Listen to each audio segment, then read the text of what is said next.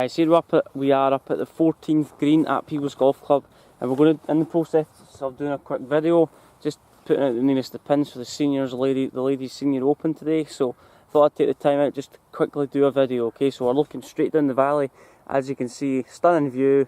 It's a little bit chilly this morning, so I'm out a little bit later than usual. Okay, so let's do this. Okay, and what we're going to talk about is my biggest tip that I see, so my biggest tip to you amateur golfers that I see struggle with distance. Okay, so the analogy I like to use when people are struggling with distance, it is patience. Okay, so make sure that you subscribe to the channel under Jamie Allan Golf if you've not done that already. So the number one fault in golf with amateur golfers is patience. Okay, so the analogy I like to relate to is if you started playing golf, okay, then you're in a rush to hit the golf ball. A rush, it's about the process, okay? So if you try and rush the process, then you're not going to really improve, okay? So what I mean by that is, too many golfers are saying to themselves quickly, oh, I need to play off scratch in the next 3 weeks, okay? It's all down to practice and patience, okay, and persistence. If you're a sort of a scratch golfer, elite golfer, they have went through that process of patience and persistence and trying to keep that resilience alive, okay? But the first thing that I'm going to relate to is I'm going to relate that to the backswing, okay? So this is related to the backswing because one thing, amateur golfers who started playing golf aren't very patient. They can't control the patience that they have on the golf course, okay? So they hit the ball hard. They try and leather the golf ball. They take less club than they actually need. They don't get the ball close to the hole. Whereas a good amateur golfer is, they're patient, they take more club, they can control the ball flight, they can control their anger and their emotions as a whole. They're psychologically they're there, okay? So it's an important thing to sort of take to. The first thing I'm going to talk about is the backswing with amateur golfers who have struggled with this obviously definition of swinging too quickly, okay? So the first thing they get to the top of the backswing, all good players are patient, okay? So they leave the arms where they are and then they let the lower body initiate the downswing, okay? So what I mean by rushing the downswing, okay, amateur golfers get to the top who are quite high handicappers, then their initial reaction with the arms, they engage the shoulders too quickly, okay? So that relates back to that process. If you think too quickly, you're going to do things quickly, okay? So it's important to take a more laid back approach when you get to the top of the backswing. Even when you get to the top of the backswing, feel like your arms stay there, and then from there you can initiate the lower body.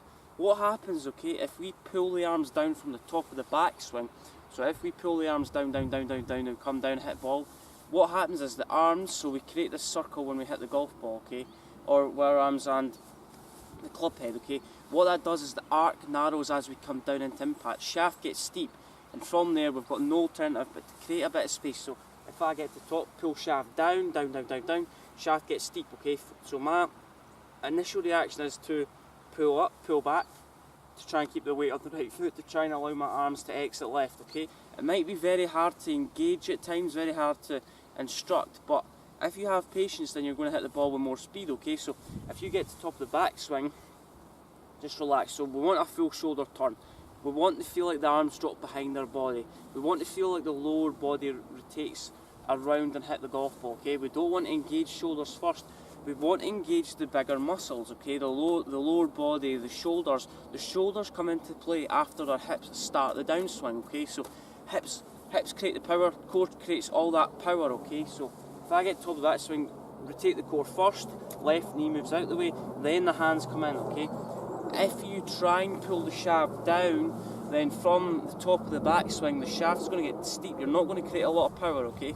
So lag, or if you want to know this thing as lag, okay, I like to call it a delayed reaction to hit the golf ball, okay? So a delayed release, sorry. So if I get up to the top of the backswing and I create all this lag, straight left arm, or relatively straight, from there the right elbow can stay back, okay, and then from there I can release all that power in, but we won't talk about that, that's too technical, okay? So we get to the top of the backswing, patience, count to 1, so 2, then 3, then turn, okay? So 1, 2, 3, then turn. We don't want to go 1, then 2, then 3, then work. Because if the arms work before the lower body, our hands are miles behind our body, okay? So from there we're going to cast, we're going to scoop, because all the weight's back, okay? So we need to get to the top of the backswing, leave the arms there, then rotate, okay? patience, leave the arms there, okay? We don't want to cast early, we don't want to throw the club down, we don't want to pull the arms down and closer to our body. Feel like, done a video on this last week, feel like you're pushing the arms more out the way. If you push the arms out that way, okay, and the club head works the opposite way, right? So, get to the top of that swing, really relaxed, okay? Wait for that club, leave the arms up where they are, the lower body turns. We don't want to yank down on the club. If we yank down the club, we're going to lose a lot of power, okay? So remember, amateur golfer, remember to stay very patient when we're hitting the golf ball. If we hit the ball hard from the top, we're not going to engage the correct muscles. If we don't engage the correct muscles, we're not going to create our best shot, okay? And we're going to get fed up with the game because we're not hitting the ball very far. Most golfers hit down on it because they rush from the top of the backswing, okay?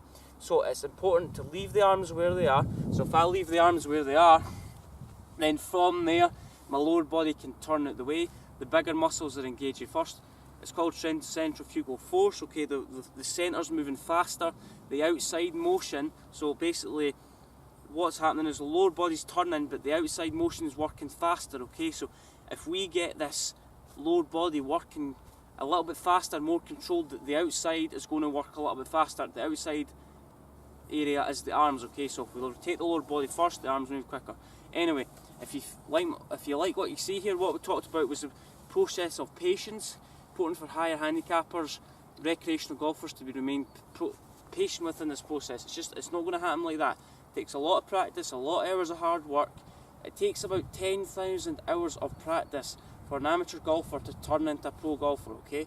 So think about 10,000 hours. All these golfers on tour, I know it's a completely different level, but they've went through that 10,000 hours of practice phase, okay?